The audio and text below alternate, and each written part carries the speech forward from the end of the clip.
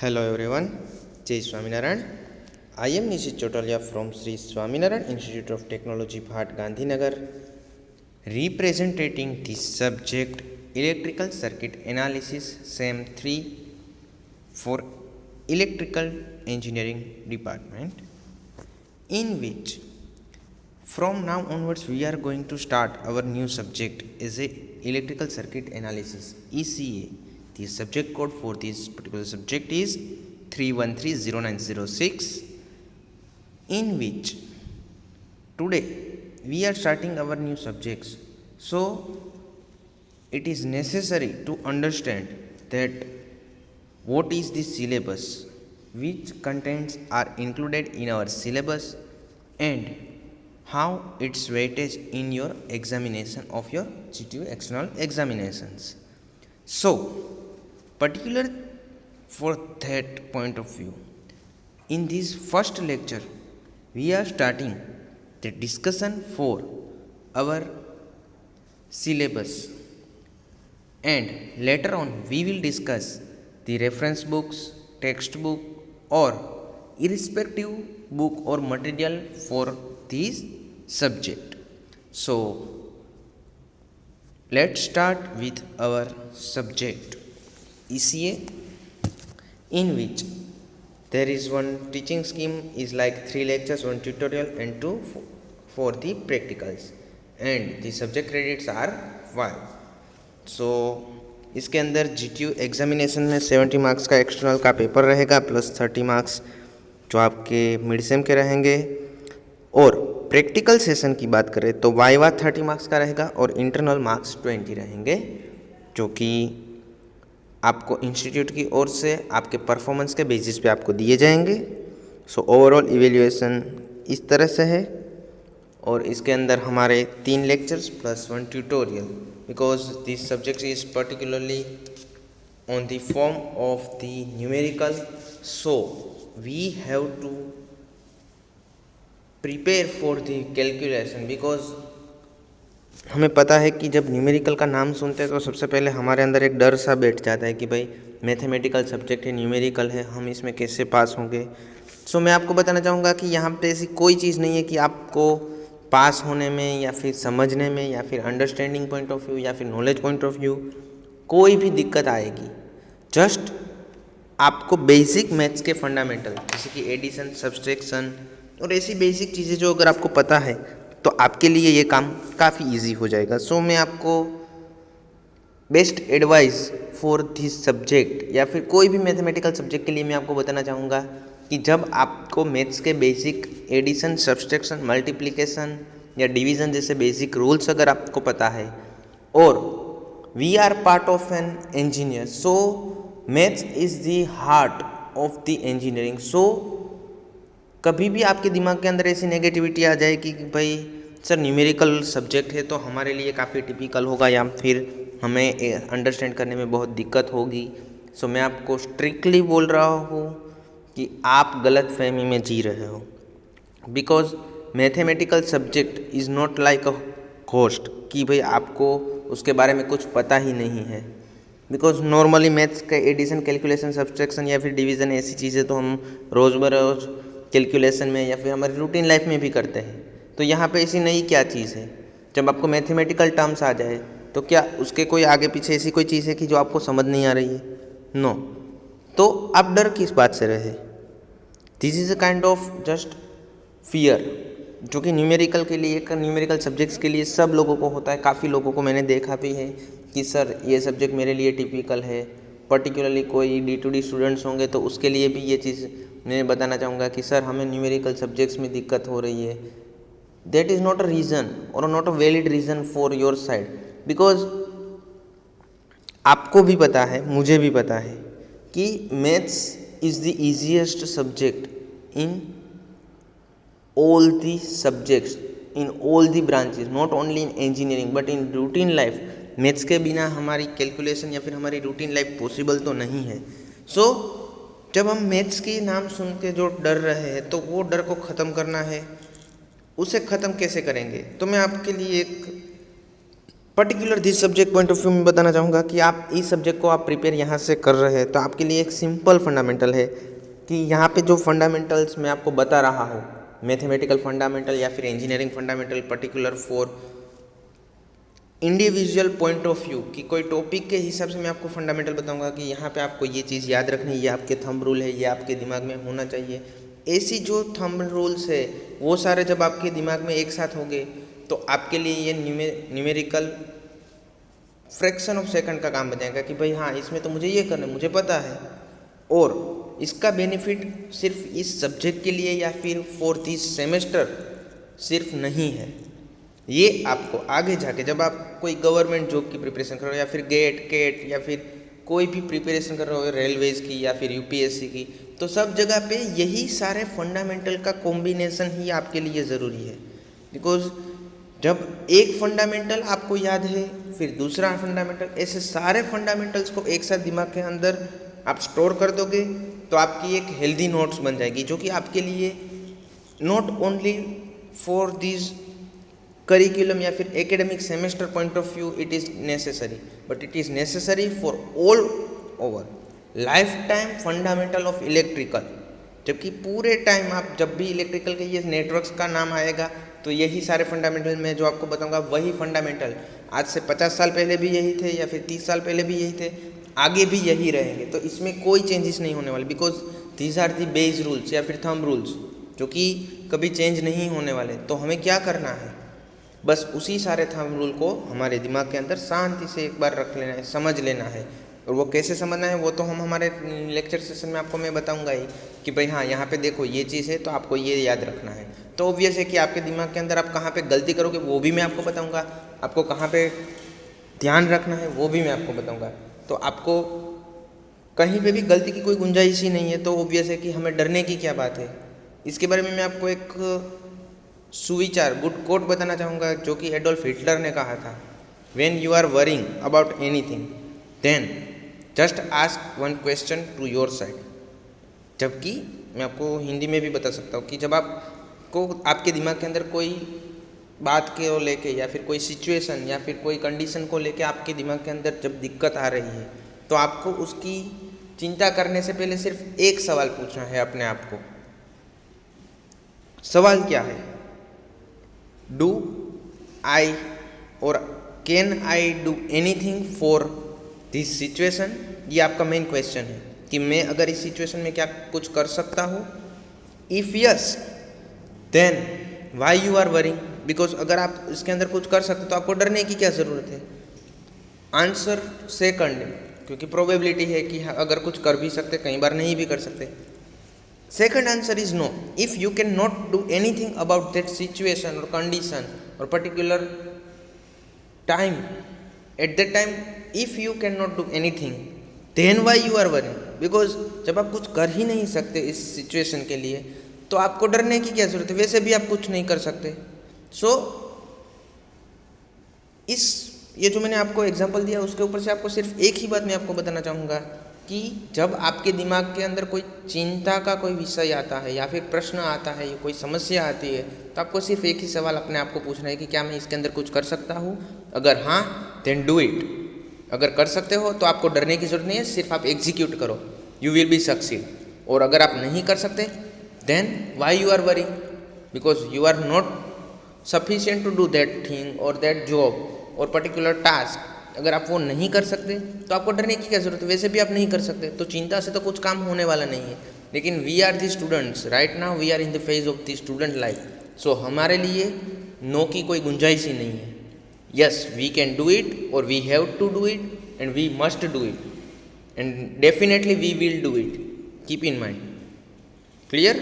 मैं भले ही आपको ऐसा लगेगा कि सर अभी आज फर्स्ट लेक्चर में ही आपने इतना मोटिवेशन दे रहे हो, बट आपके दिमाग के अंदर इन फ्यूचर लेटर ऑन जब कि आपके 2-3 सब चैप्टर्स चले जाएंगे या फिर 2-3 सब्जेक्ट पैरेलल में मैथमेटिकल स्टार्ट होंगे तो eight that time you will be worried कि सर ऐसा हो रहा है तो हम क्या करें, हमारे टेंशन आ जाएगा। सो उसके लिए डरने से अच्छा है मैं आपको बताऊँ सिर्फ उसके ऊपर वर्क करना शुरू कर दो। आई विल डेफिनेटली चैलेंज यू कि आप अच्छे से कोई भी न्यूमेरिकल कोई भी फंडामेंटल सिंपली वे से आपके दिमाग के अंदर रहेगा तो आपका काम भी इजी हो जाएगा, plus you will be sure about your confidence कि हाँ definitely I can do it और यू विल डू इट। देख लेना, ये मेरी आपको चैलेंज है कि भाई आप कर सकते हैं, आप एफर्ट्स देंगे तो आप डेफिनेटली अच्छा स्कोर भी करेंगे, आपको लाइफ टाइम ये फंडामेंटल्स याद भी रहेंगे।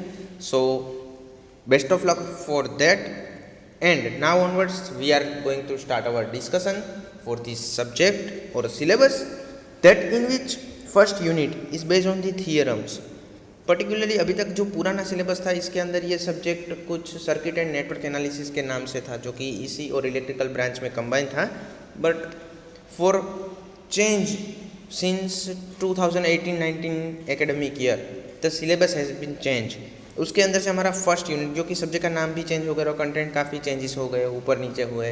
तो यहाँ पे जो आपका इलेक्ट्रिकल सर्किट एनालिसिस, जो कि इलेक्ट्रिकल के लिए जो सब्जेक्ट बना है, उसके लिए मैं आपको बताना चाहूँगा कि यहाँ पे जो फर्स्ट यूनिट है जो कि नेटवर्क थियरम्स है, तो उसके अंदर यहाँ पे सिलेबस में आपको ऐसे दिया है कि भाई 4-5 थियरम्स आपको दिए हुए हैं कि भाई मैक्सिमम पावर ट्रांसफ़र या फिर superposition Thevenin, Norton, as well as reciprocity compensation theorem. Later on, they provided that basic fundamental of the analysis of dependent and independent voltage and current sources examples. Particularly, then after they mentioned that they also included the node and mesh analysis regarding that topics. And last fundamental topic is concept of the duality and dual networks. But इसको मैं अगर properly arrange करूँ, क्योंकि हम सिर्फ study point of view या फिर syllabus ख़त्म करने के पॉइंट ऑफ व्यू नहीं पढ़ रहे, हमारा पर्पस है कि हमारे दिमाग के अंदर सारे fundamental line by line, turn by turn, point two point हमारे दिमाग में रहेगा। तो क्या होगा कि आपका काम इजी हो जाएगा। और पर्टिकुलरली इस सब्जेक्ट को लेकर मैं आपको बताऊंगा कि हम प्रॉपर पाथ फॉलो करेंगे तो मैं नहीं मानता कि आपके लिए कुछ दिक्कत होगी। सो हमारा सिलेबस हम कहाँ से स्टार्ट करेंगे, बिकॉज जब थियरम्स, जो कि आप फर्स्ट ईयर में भी पढ़ चुके हो या फिर अगर आप डिप्लोमा स्टूडेंट्स हो तो भी आप ऑलरेडी पढ़ चुके हो, लेकिन थियरम जब आप सोल्व करते हो तो आपकी फर्स्ट रिक्वायरमेंट क्या होती है कि मेश एंड नोडल एनालिसिस आपका स्ट्रॉन्ग होना चाहिए।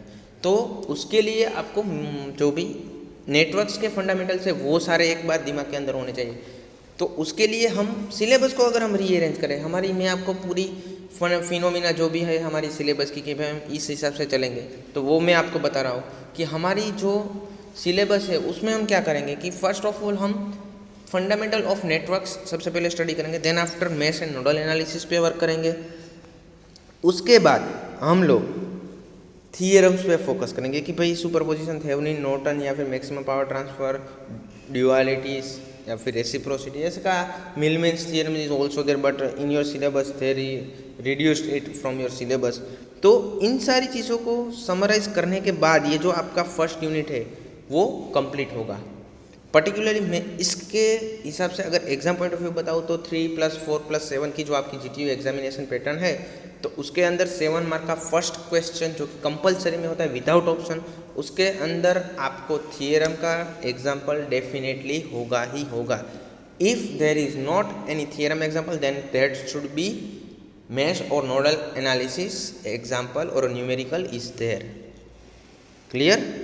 यहाँ पे मैंने अभी भी जो प्रीवियसली 2-3 मिनट पहले मैंने जो चीज़ बताई थी वही मैं बता रहा हूँ कि इस सब्जेक्ट के अंदर मिनिमम 50 मार्क्स, 45 to 50 मार्क्स के न्यूमेरिकल तो डेफिनेटली आपके इस सब्जेक्ट के अंदर रहेंगे। So be prepare for the numerical. सारे कंपलसरी 7 मार्क के क्वेश्चन है वो सारे न्यूमेरिकल ही होंगे डेफिनेटली। तो उसके लिए मैं आपको सिर्फ यही सजेशन देना चाहूँगा कि आप सिर्फ क्या करना है कि जो भी आपके न्यूमेरिकल्स है या फिर जो भी फंडामेंटल है उससे आप फोकस करो, उस पर काम करो। ऐसा मत सोचो कि सर मैं अगर ऑप्शन में सारे न्यूमेरिकल निकाल दूँ तो क्या मैं पास हो जाऊँगा, बिकॉज ऐसा मुझे पूछ चुके हैं काफ़ी स्टूडेंट्स। मैं काफ़ी टाइम से ये सब्जेक्ट ले रहा हूँ तो मुझे एक्सपीरियंस भी है कि काफ़ी स्टूडेंट्स मेरे पास आ चुके हैं कि सर मुझे थियरी में आईएमपी सारी थियरी दे दो, इफ़ मैं न्यूमेरिकल अगर नहीं करता हूँ या फिर अगर नहीं कर पाता हूँ तो मैं पास हो जाऊँगा या नहीं। तो definitely my answer will be no, you will not be clear your subject. तो उसके लिए आपको न्यूमेरिकल के लिए तो प्रिपेयर रहना ही रहना है। तो उसके लिए आपके जो भी फंडामेंटली मैं आपको बताऊँ कि आपकी सीक्वेंस क्या रहेगी कि mesh and nodal analysis, then after dependent and independent source के लिए हम वो कैलकुलेशन करेंगे, then after we will move on और switch on to the theorems. So हमारा फर्स्ट यूनिट बनेगा और इसका वेटेज 20% वेटेज है, जो कि अगर हम नॉलेज पॉइंट ऑफ व्यू देखें या फिर एग्जाम के मार्क्स पॉइंट ऑफ व्यू देखें तो नॉलेज पॉइंट ऑफ व्यू ये सारे theorems plus mesh and nodal analysis, ये जो दो इम्पोर्टेंट टॉपिक्स या फिर important part of the your curriculum है, तो उन दोनों को आपको फोकस करना है। But exam point of view 20 marks weightage मतलब कि 15 to 20 मार्क्स का तो उसमें से पूछा ही जाएगा, जिसके अंदर 7 मार्क का न्यूमेरिकल, जो कि मैंने अभी बताया कि वो आपका रहेगा थियरम के बेसिस पे या फिर डिपेंडेंट और independent sources of the voltage and current for the mesh और nodal analysis. Clear? Then after next unit syllabus के हिसाब से देखें तो आपका रहेगा कि first and second order network analysis solution, या फिर आपका जो भी सर्किट आपकी बनती है जो कि RL RC और RLC सर्किट, हम इसे सिंप्लीफाइड फॉर्म में इस तरह से याद करते हैं कि RL RC charging plus discharging and RLC series and parallel combinations are there. उसके हिसाब से इनिशियल कंडीशन के कुछ थियरम्स है या फिर उसके फंडामेंटल्स है, उसके ऊपर से ये जो भी थियरम को आप अप्लाई करते हो या फिर टाइम कांस्टेंट देन आफ्टर, क्योंकि RL RC चार्जिंग डिस्चार्जिंग के लिए time constant is also there, तो उसकी थियरी 7 मार्क के लिए या फिर 3 to 4 मार्क्स के लिए भी इम्पोर्टेंट है। तो इस सब्जेक्ट के लिए, इस यूनिट के लिए पर्टिकुलरली RL RC सर्किट के लिए काफ़ी शॉर्ट में थियरी है कि 3-4 थियरी है RL RC एंड RLC, सबके लिए 2-2 कंडीशन, चार्जिंग प्लस डिस्चार्जिंग। तो RL और RC के लिए चार्जिंग डिस्चार्जिंग मतलब 4 conditions and RLC series and parallel, तो वो 2 कंडीशन। तो 6 theory plus 1 another theory is what do you mean by that time constant, I explain it for each cases. तो उसके अंदर आपको सारे केसेस के लिए टाइम कांस्टेंट क्या है और उसकी वैल्यू क्या मिलती है, तो वो सारी जस्टिफाई करनी है। तो वो एक थियरी पॉइंट ऑफ व्यू सिर्फ इतनी ही थियरी बनती है, लेकिन जब आपको न्यूमेरिकल पॉइंट ऑफ व्यू देखें तो RL RC के चार्जिंग डिस्चार्जिंग के भी एग्जांपल है as well as RLC circuit के भी एग्जांपल है। उसमें अगर हम उसी न्यूमेरिकल को थोड़ा मॉडिफाई कर दे तो वो वही एग्जांपल आपके बन जाते हैं इनिशियल कंडीशन के एग्जांपल। तो वो काफ़ी इजी पॉइंट ऑफ व्यू आपके एग्जाम पॉइंट ऑफ व्यू या फिर अंडरस्टैंडिंग पॉइंट ऑफ व्यू या फिर even syllabus point of view काफ़ी शॉर्ट कंटेंट है, सिर्फ छोटी छोटी 4-5 ही चीज़ें सीखनी है बस, उसी को इवन आप RL RC और charging discharging RLC series parallel combination वो सारी आपके फर्स्ट ईयर में बेसिक इलेक्ट्रिकल इंजीनियरिंग सब्जेक्ट था, उसके अंदर यूनिट फर्स्ट के अंदर ही DC सर्किट में आप ऑलरेडी पढ़ चुके हैं। तो ये भी आपके लिए समझने में भी काफ़ी ईजी हो जाएगा क्योंकि वहाँ पे आपने अच्छे से वो पढ़ा ही है। अगर नहीं पढ़ा है फिर भी हम तो यहाँ पे पढ़ने वाले हैं ही डेफिनेटली, तो आपको यहाँ पे ये डाउट भी अगर उस टाइम पे नहीं समझ में आया था तो ये डाउट यहाँ पे भी आपका सॉल्व हो जाएगा। बट फर्स्ट और सेकंड ऑर्डर सिस्टम जो भी आपकी बनती है तो उसके लिए आपको मैथ्स के या फिर मैथमेटिकल फंडामेंटल जो कि first and second order equation system है उसका इक्वेशन का सॉल्यूशन और वो आपको देखना है, तो वो भी मैं आपको यहीं पे करवाऊंगा कि ये मैथ्स के फंडामेंटल है, अगर आपको याद नहीं है तो मैं ब्रशअप करवा देता हूँ। तो वही चीज़ें आपको यहाँ पे एक साथ ही दी जाएगी तो वो भी आपको साथ में करते जाएंगे। तो मैं नहीं मानता कि इस सब्जेक्ट में इस चैप्टर से ईजी कोई चैप्टर हो सकता है, बिकॉज 5-7 थियरी है, 3-4 फंडामेंटल है, बस इतनी चीज़ें करो तो डेफिनेटली आपका पूरा चैप्टर क्रैक हो जाता है। Next one is the sinusoidal steady state analysis in which particularly sinusoidal और AC सर्किट जो भी आप प्रीवियस सेमेस्टर में पढ़े थे तो उसका ही थोड़ा मॉडिफिकेशन है। बट पर्टिकुलरली कोई RLC सर्किट के लिए अगर आप साइन वेव या फिर साइनसॉइडल सोर्स अप्लाई करते हो तो at the time what will be the response, system कैसे वर्क करती है, उसके अंदर आपको क्या करना है, या फिर 3 फेज सिस्टम बनती है RMS वैल्यू या फिर एवरेज भी जो आप DC के लिए वैल्यू फाइंड करते हो वैसे ही यहाँ पे RMS वैल्यू का रोल होता है। तो ये सारी चीज़ें आपको यहाँ पे AC सर्किट के अंदर वैसे तो देखें तो आप सिर्फ 3-4 ही फंडामेंटल्स है कि भाई AC फंडामेंटल्स में आपको RLC सर्किट कैसे परफॉर्म करती है या फिर सिस्टम के अंदर उसका रिस्पॉन्स कैसा रहता है।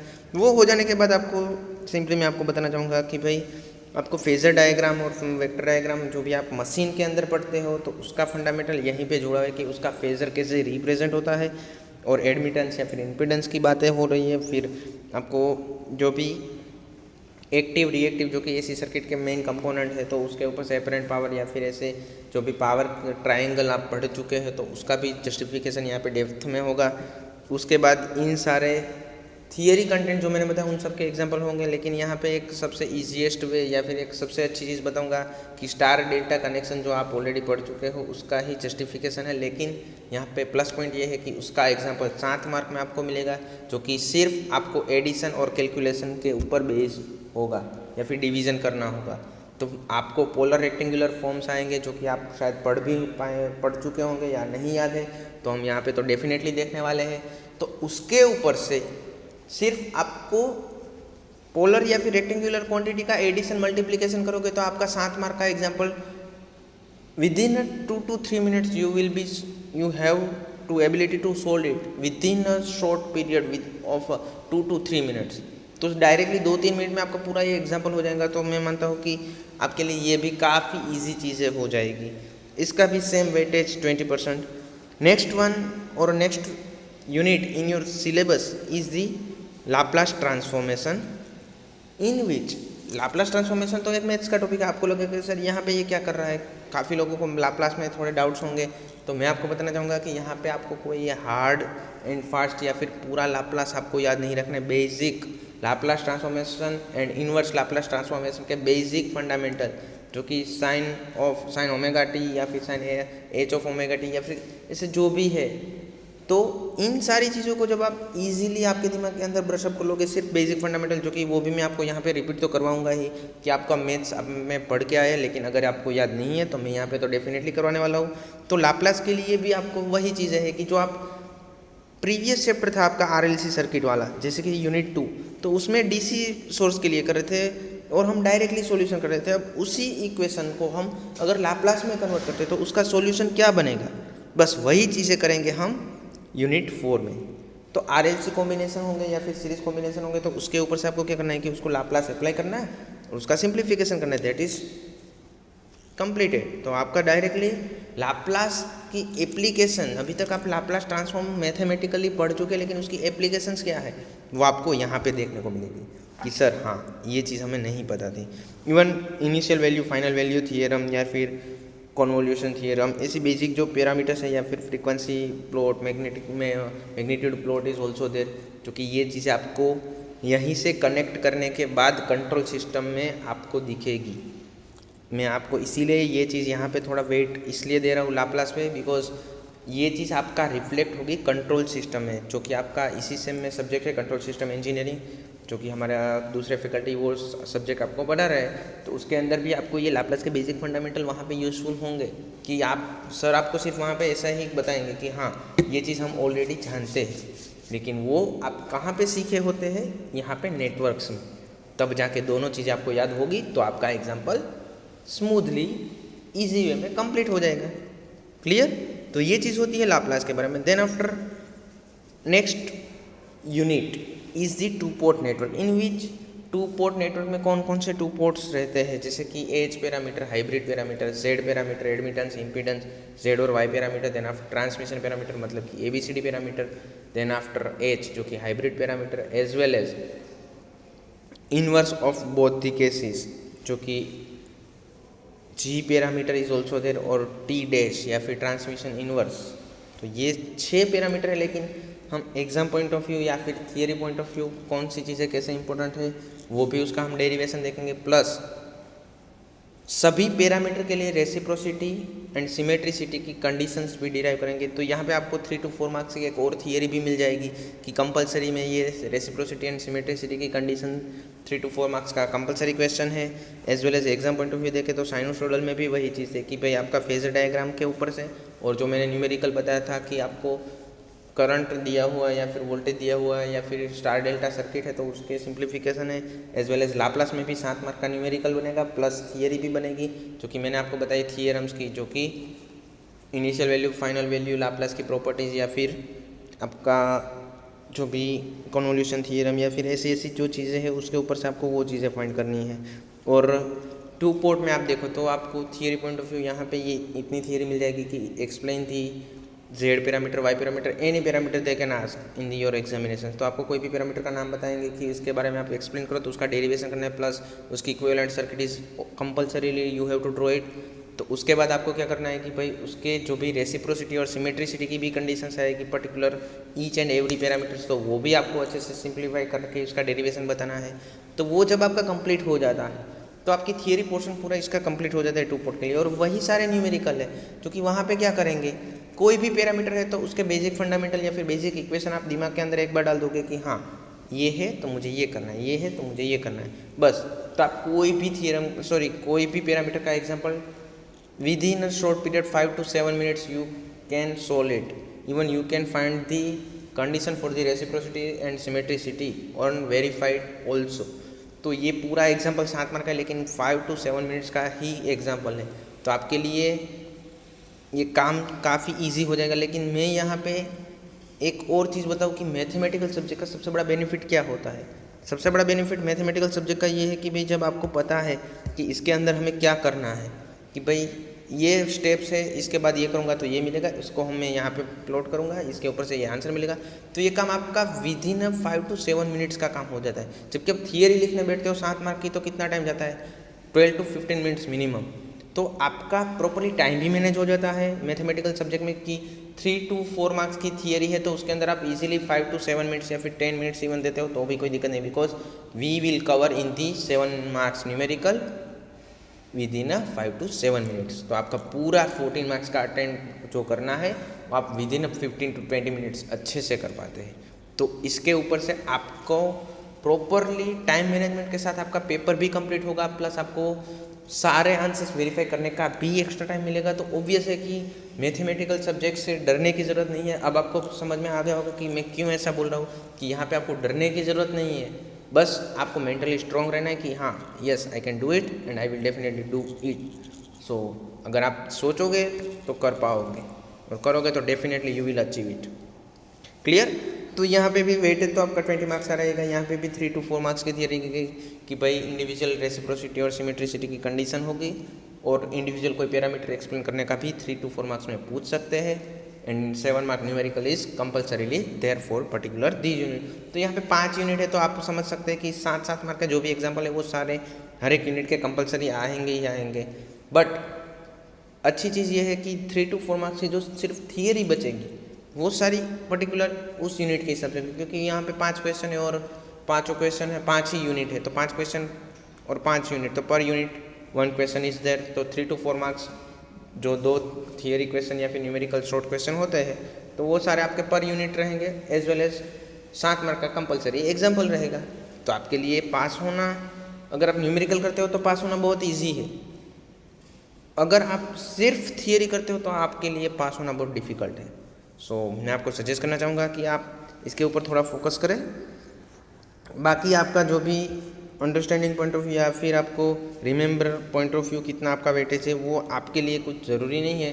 अगर आपको थोड़ा इंटरेस्ट है तो मैं आपको थोड़ा बता दूं कि एप्लीकेशन पॉइंट ऑफ व्यू, जैसे कि यहाँ पे रिमेंबर आपको कितनी चीज़ें याद करनी है या फिर याद रखनी ही रखनी है, ऐसा 15 मार्क्स वेटेज है या फिर 15% का वेटेज होगा आपके एग्ज़ाम में। 30 मार्क्स आपने जो समझा है, अंडरस्टैंड किया है उसका रहेगा। 30 मार्क्स की एप्लीकेशन होगी जो कि सीधे न्यूमेरिकल नहीं होंगे, लेकिन उसके फंडामेंटल को अप्लाई करने के बाद आप कैसे सिंप्लीफाई करने हो वो बनेगा आपका application. Then after analyse, an represent the analyse, कि वो उसे आप एनालाइज करने के बाद थोड़ा आपको दिमाग लगाना पड़ेगा जो कि आपका टिपिकल लेवल होगा, तो उसके लिए ज़रूर होगा। और ई रहेगा इवेल्युएशन, जो कि आपका प्रॉपरली कोई जब आप कंपटीशन में हो तो जैसे फिल्टर आउट करने के लिए आपको कोई टिपिकल क्वेश्चंस पूछ रहे थे, वैसे इस क्वेश्चन में कुछ नहीं होता है, लेकिन आप उसको कैसे सोल्व करते हो या फिर आप कैसे उसके फंडामेंटल को अप्लाई कर रहे हो उसके ऊपर डिपेंड करता है, तो वो बनता है आपका इवेल्युएशन।